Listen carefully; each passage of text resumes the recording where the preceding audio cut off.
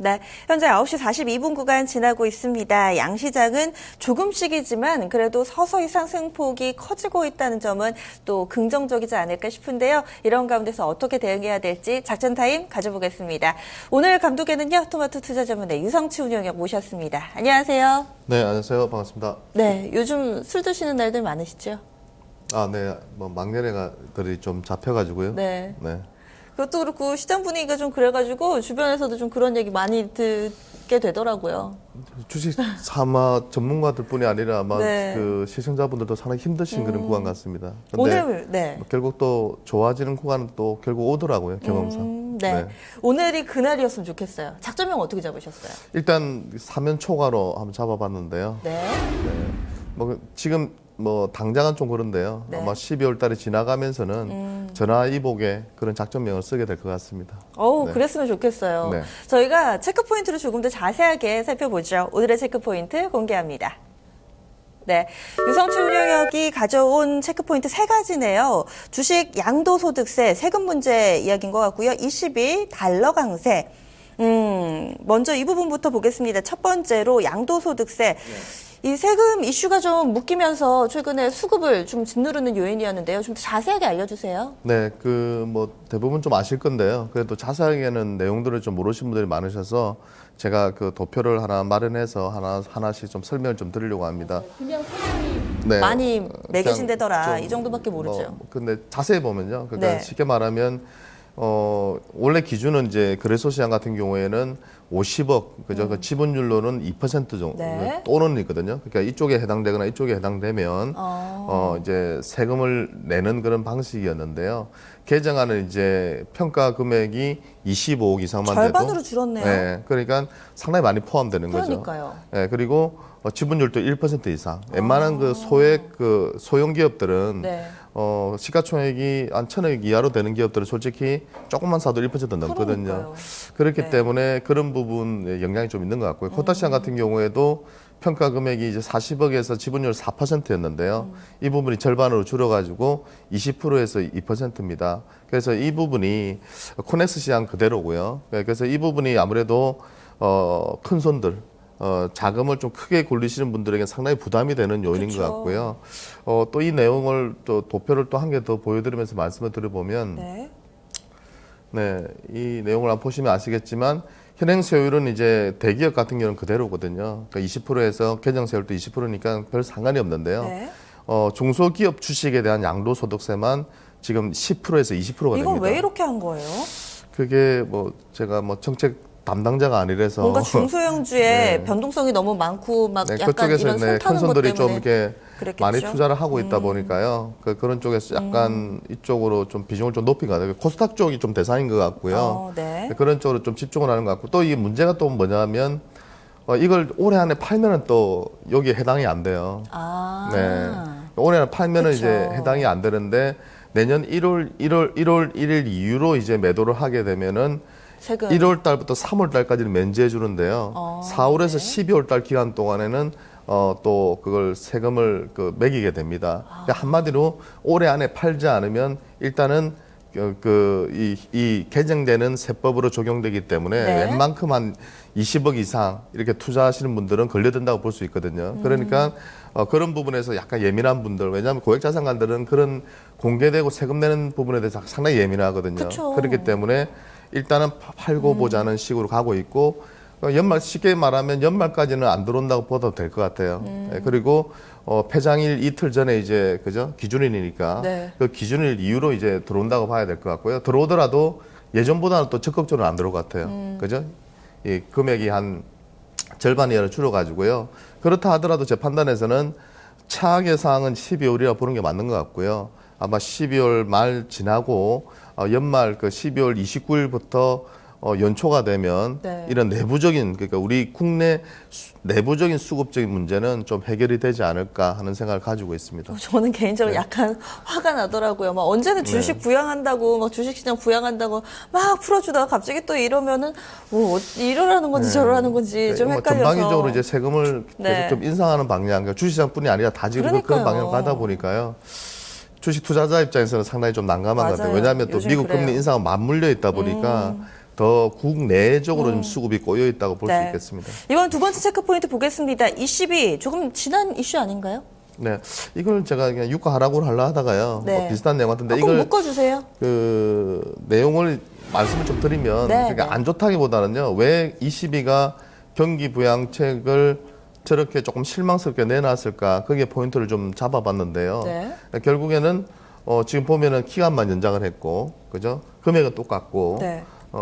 예금 금리. 매입 대상은 뭐 지방채 쪽도 네. 추가했고, 예금 금리 한 0.1% 떨어뜨린 거, 맞아요. 요거밖에 없거든요. 그러니까 네. 여기에 대해서 상당히 유럽 증시도 좀 반응이 안 좋았고요. 맞아요. 미국 시장도 영향받았고, 우리나라도 좀 영향을 받았는데, 또 한편으로는 두 번째 제가 또 자료 준비한 걸 같이 한번 보시면서 제가 말씀을 좀 드려보면요. 네. 지금 뭐 유럽 경기와 관련된 내용인 것 그죠. 같은데요. 유로존 네. 소매 판매액이나 제조 PMI 쪽을 보면은 실물 경기가 조금씩 살아나고 있다는 것이고요. 요번에 또 22가 정책을 발표하면서 내놨던 경제 지표 전망치를 보시면은 GDP가 우상향을 계속 하고 있습니다. 그 기존의 2015년, GDP 성장률 16년. 예상치보다는 네. 조금 더 진한 파란색이죠. 저쪽이 훨씬 높게 전망을 높아요. 하고 있는 네, 거죠. 네. 그러니까 22 수장인 그 드라크 총재 입장에서는 이렇게 판단을 한 것 같습니다. 미국이 거의 지금 금리 인상이 기정사실화되고 있지 않습니까? 그쵸. 네, 그런 상태에서 유로존이 추가적인 양적 완화를 함으로써 유로의 가치를 떨어뜨렸을 때 미국이 또 금리 인상을 함으로써 달러의 강세 요인을 발표했을 때 이게 또 상당히 벌어질 수 그쵸. 있는 통화 가치 추가적인 추락을 이끌 수 있기 때문에 그런 부분에서 제가 볼 때는 이번에 좀 지켜보자는 쪽으로 간 것 같습니다. 그래서 오히려 저는 미국이 금리 인상을 한다는 것 자체도 미국 경기가 좋아지는 것이고요. 그쵸. 유로존 또 지금 현재 지표를 보면은 프랑스 테러나 그 폭스바겐 사태에도 불구하고 괜찮은 지표들은 수준인데요. 조금씩 나아지고 있거든요. 네. 예, 그렇게 본다면은 이번 조치들이 단기로는 좀 좋지 않게 반응을 하고 있지만 네. 시간이 지나면서는 경기 회복에 대한 기대감으로 작용할 걸로 판단을 하고 있습니다. 그 유가 얘기하시려다가 20일 가져오셨다고 했는데 유가 간략하게만 얘기해 주세요. 유가도 이제 마찬가지 같아요. 그러니까 그 똑같은 맥락인데요. 미국이 이제 금리 인상을 네. 한다 하니까 지금 유가 자체가 물론 이제 오펙에서 그 사우디를 중심으로 해서 미 세일 석유 쪽하고의 그런 싸움의 부분이 제일 크긴 하지만요. 그런 것도 있지만 제일 중요한 것은 상품 시장도 어떻게 보면 네네. 파생 시장이거든요. 그쵸. 그런데 그쪽 같은 경우에도 지금 봤을 때는 미국이 금리 인상 한다고 하고 있는 시점에서 그쪽에 네. 배팅하기는 쉽지가 않습니다. 예, 그렇기 때문에 12월 15, 16일 미 연준 회의 이후에 금리 인상이 기정사실화 되더라도 발표가 되더라도 네. 제 판단에서는 유가의 추가적인 하락은 상당히 제한될 걸로 보고 있고요. 그러니까 상품 시장도 12월 중순 이후부터는 좀 안정을 찾아가지 않을까 하는 기대를 하고 있습니다. 마지막으로 달러 강세입니다. 뭐 이제 슈퍼달러라는 말이 기정사실화됐잖아요. 근데 실제로 지금 최근에 달러는 약간 이제 맞아요. 좀 빠지고 주춤. 있거든요. 네. 주춤하고 있거든요. 그래서 이미 저번에도 지난주에도 제가 아마 달러 강세에 대해서는 선반영이 좀 이루어지지 않았나 생각이 든다고 네, 말씀을 그쵸. 드렸고요. 네. 최근 거의 미 금리 동결 기간에 이미 다 올라와 버렸기 때문에 아마 발표가 되고 나면 오히려 좀 저는 약세로 돌 가능성도 있다고 봅니다. 그게 오히려 이제 원화 강세를 이끌어내면서 신흥국도 좀 나아질 걸로 보이는데요.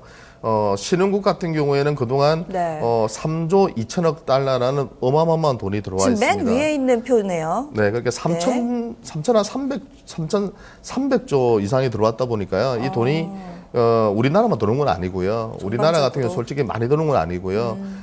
지금 제일 위험한 쪽이 그동안 중국 쪽은 그나마 이제 부양을 하고 있기 때문에 버티고 있지만 네. 중국 쪽 많이 들어갔고 그다음에 브릭스의 대표적인 브라질은 국가들이 또 강국이었대요. 네, 네, 그다음에 러시아. 신용도. 근데 제일 위험한 쪽이 제 판단에서는 원자재를 수출하는 나라들. 그쵸. 그래서 러시아, 러시아 쪽하고 브라질 쪽하고 조금 더 추가해 보면 호주 쪽이나 이런 쪽도 맞아요. 타격을 심하게 받을 걸로 보이는데요. 그러니까 우리나라도 제가 볼 때 미국이 금리 인상했을 때 들어왔던 자금들이 또 추가로 빠져나갈 가능성도 있죠. 하지만 이미 1년 전부터 계속 지금 빠져나오고 있는 상태이기 때문에 그 충격은 다른 신흥국보다는 제한적 걸로 판단됩니다. 네. 네. 그렇다면은 이제 어떻게 해봐야 되죠? 여러 가지 내용들 좀 언급을 12월 해주셨는데요. 달만 제가 좀 그냥 언급을 좀 해드린다면 연말장까지는 아까 말씀드렸던 내부적인 그 양도소득세 기준 강화로 인해서 쉽지가 않을 거다. 그래서 최근에 코스닥 네. 시장이나 중소형주의 부진은 거기에 기인한다 보는 게 맞을 것 같고요. 기관들도 지금 연말이기 때문에 펀드 수익률을 확정하는 단계이기 때문에 네. 추가적인 포트폴리오를 편입하기는 힘듭니다. 네. 그래서 연말 연초는 돼야지 아마 그런 수급이 풀리면서 시청자분들이 이제 많이 물려 있는 쪽이 그런 쪽이거든요. 그래서 아마 코스닥 중소형주 쪽은 아마도 12월 한 29일 이후는 돼야지 본격적으로 좀 움직일 가능성이 있으니까요. 그때를 기회를 좀 잡으시고 물리신 분들은 그때 좀 만회하실 기회가 오니까 좀 참아주시고요. 연말까지는 대형주로 대응을 해야 되는 건가요? 좀 안정적으로 저는 배당주나 대형주 위주로 하시다가 12월 말 정도 됐을 때 그때 중소형주 쪽 비중을 좀 확대하신다면 전략적으로는 잘 좀 맞아 떨어질 것으로 예상을 좀 하고 있습니다. 네, 그럼 대형주 중에서도 배당이나 뭐 이쪽 섹터로 조금만 더 추려주세요. 조금만 더 추려본다면 최근에 관심을 좀 두고 있는 업종 쪽이 일단 2차 전지 쪽에서 강한 종목들이 몇 개 있는 것 같습니다. 그렇죠? 그래서 삼성 SDI라든지 LG화학 그리고 뭐 우리산업 같은 기업들 최근에 급반등 이후에 네. 약간 옆으로 행보하는 흐름이 연출되고 있는데요. 그런 쪽도 좀 관심에 두시면 좋으실 것 같고요. 그리고 연말장에서는 역시 배당을 좀 많이 해주고요. 경기하고는 상관없이 조금 안정적으로 움직일 수 있는 쪽이 있는데요. 네. 게임 쪽에서는 뭐 NC 소프트 같은 기업들의 움직임도 상당히 양호하게 진행이 되고 네. 있거든요. 그 실적도 4분기부터 강력하게 턴어라운드 할 걸로 보이니까 그런 쪽도 좀 관심을 두실 필요가 있고요. 최근에 또 많이 빠진 종목들 중에서는 뭐 삼성페이 관련해서 네. 일부 그 장비 부품주들이 좋거든요. 네. 그런 기업들도 한번 관심을 두시기 바랍니다. 네, 알겠습니다. 오늘 말씀 고맙습니다. 네, 감사합니다. 네, 오늘 감동은 토마토 투자 전문 유성춘 운용위원과 함께 세워봤습니다. 다시 한번 정리해 보시죠. 오늘의 작전명은 사면초가였습니다. 하지만 이것보다는 전화위복의 기회로 삼을 수 있다라는 데 좀 포커스를 맞춰보시면 어떨까요? 이런 가운데서 대응 전략입니다. 연말까지는 중소형주보다는 이 대형주 위주로의 대응 전략 권하고 있습니다. 대형주 가운데서도 2차 전지 외에 최근에 좀 잘 버티는 종목군에 관심을 두자라는 의견으로 정리해 보겠습니다. 네, 오늘 현재 시장 상황이 그래도 또 강보합권 유지가 되고 있습니다. 특히나 외국인이 선물 쪽에서 강하게 들어온다는 점 특징되고 있는데요. 오늘 내부적인 이슈들 상당히 많습니다. 오늘 시장 속에서도 현명하게 판단하시기 바랍니다. 저희가 전해드린 내용은요, 투자 판단에 대한 조언입니다. 종목의 상승과 하락을 보장하지는 않는다는 점, 투자 판단에 대한 책임은 투자자 본인의 몫이라는 점 다시 한번 고지해 드립니다. 여기서 인사드리겠습니다. 내일 뵙겠습니다. 고맙습니다.